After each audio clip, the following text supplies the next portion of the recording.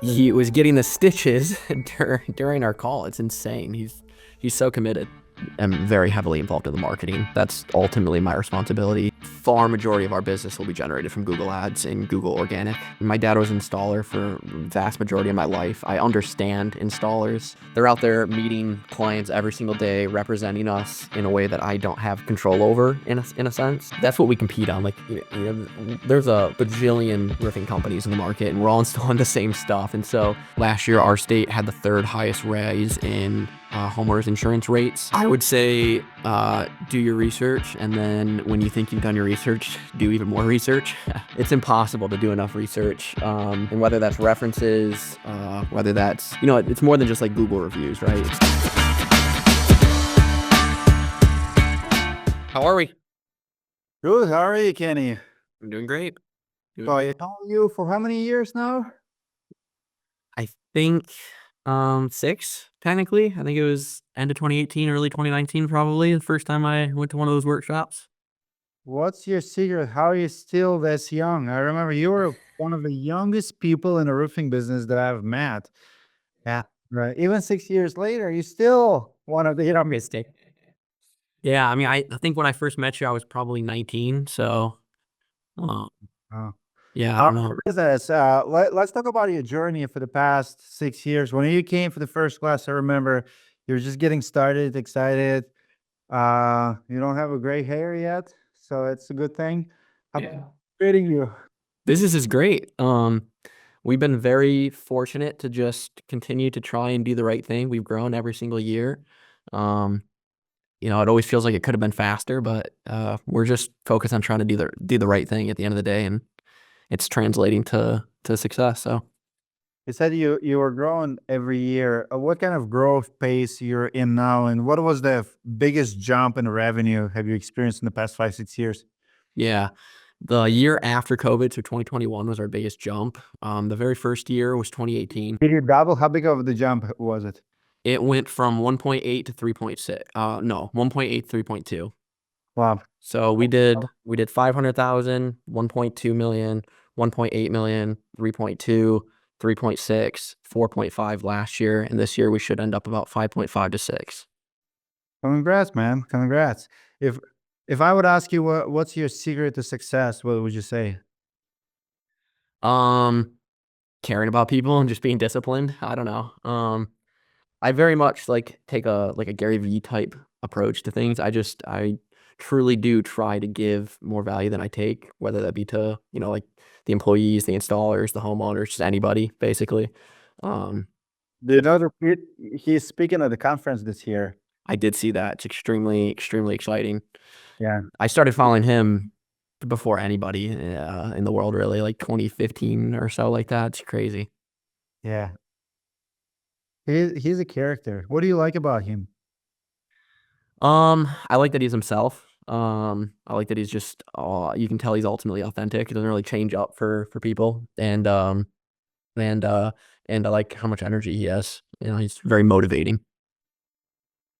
I think I work super hard and long hours, but that guy will outwork even me. Like I I don't think anybody outworks him. Yeah, it's insane. it's like 7 in the morning or whatever the time he starts to like feels like 10, 11 o'clock at night. Just film cut like it's insane. I was doing I went to a webinar with Contractor Dynamics that they were putting on that he was speaking in our arena group, and he was getting the stitches during our call. It's insane. He's so committed. Well, I mean, time is money. You It can't is, yeah.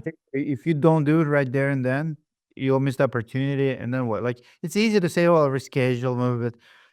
I kind of learn it right now too. If I have an important meeting, just let it roll. Like I actually took a meeting today on a drive-through fast food. I'm like, I have to eat. You know what it is. Like just it's a Zoom call. Let's talk. Right. It was my team. It wasn't like a client, but Right, right. gotta do what you gotta do. Well, and pushing it off, just it's like then you just have another thing to do down the road that you could have filled with some other opportunity. So yeah, it's Are you just getting gonna make on. are you gonna make it this year to roofing process? Yeah, that's the goal. Absolutely. We are planned to do that. Awesome. What was the hardest year in business so far? That's a tough question. Um, Honestly, they've all been really hard in their own ways. But probably that year that we did double was the hardest. Not necessarily the revenue or the amount of work that we did, but that was the first time that we really added like team members outside of just like myself and my family, and like really started bringing in people from outside in, and that was a big learning curve. It still is, obviously, but that was like a big shock and change to, realizing as much as we thought we had process documented, it wasn't, and things like that. And then obviously we're doing twice as much work as we did before. So keeping up with that, with bringing new people into the fold was just challenging. You don't look like a roofer. What kind of feedback you have from people when you tell them what you do? Yeah. Um, I don't look like a roofer. I'm very fortunate that I started kind of more on the sales side of things. Um, but I don't know. Uh, I don't know. I don't really talk to a lot of people outside of people that know what I do. So I see. It's just there's so many not roofers, but owners, managers like a roofing business. I'm a roofer, right? And no, you're not. You're not installing the roofs. And exactly, yeah. um, what does it take to run? What's your role right now in a business?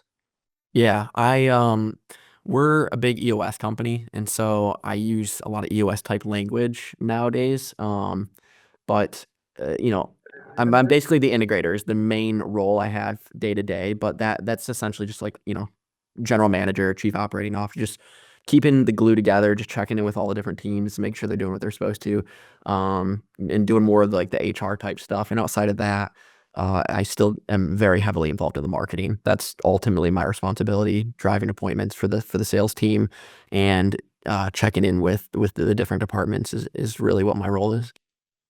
Love it. What works in marketing these days, and how is it changing from before? Yeah. I um I s- never really have felt like, and I still don't feel like we have an extremely strong grasp on like marketing in general. Um, like every single year, every single day, we're getting a lot better, but I'm still pretty reliant on aggregators at the end of the day. Whether it's HomeAdvisor, Thumbtack, HomeBuddy, just different sources like that, we still rely heavily on. But for us this year, far majority of our business will be generated from Google Ads and Google Organic, pay per click, SEO, uh, just things like that in general.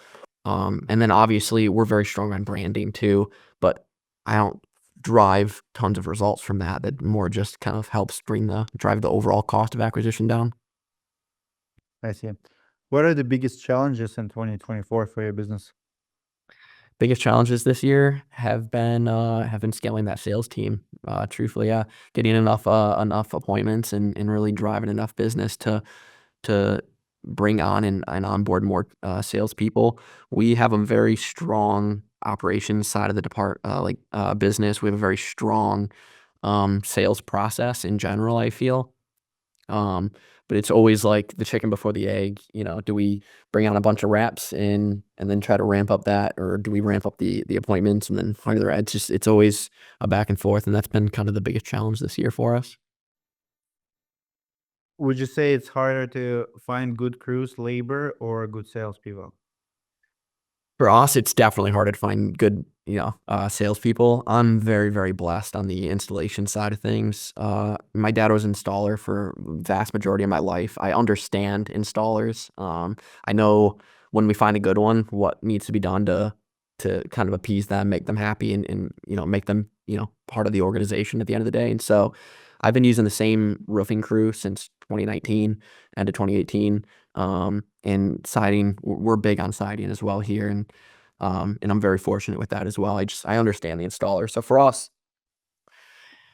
it's much harder to find salespeople, and I worry a lot more about salespeople. If we install something wrong, I can just go redo it. It costs me twice as much money, but at the end of the day, we'll own it, and we'll take care of it, right? But with salespeople, they're out there meeting clients every single day, representing us in a way that I don't have control over, in a sense. Like I'm not with them, and that's been a challenge that we're really, you know I'm getting a lot better with it in general, but for me, it's much more nerve-wracking, much harder to find a salesperson that not only can sell and close, but more importantly, hold that ethics side as highly as we want them to.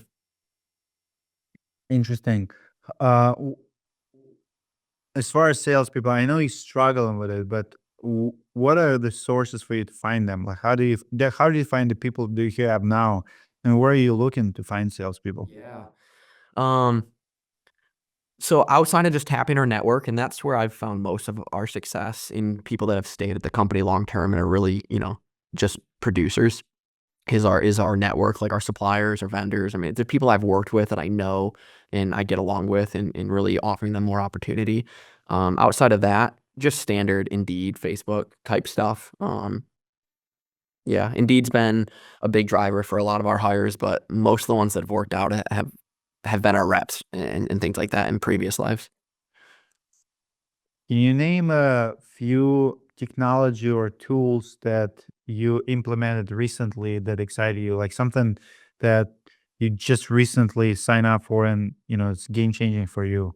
What's the latest tools, apps, business decisions that you made?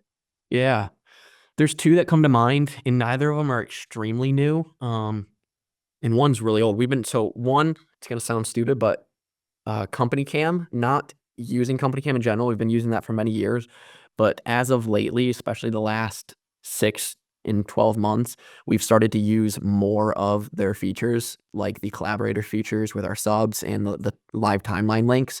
One of the things that I'm super passionate about technology-wise that we're using is just that timeline. So every single project that we do, homeowner gets a real lifetime timeline link to their project.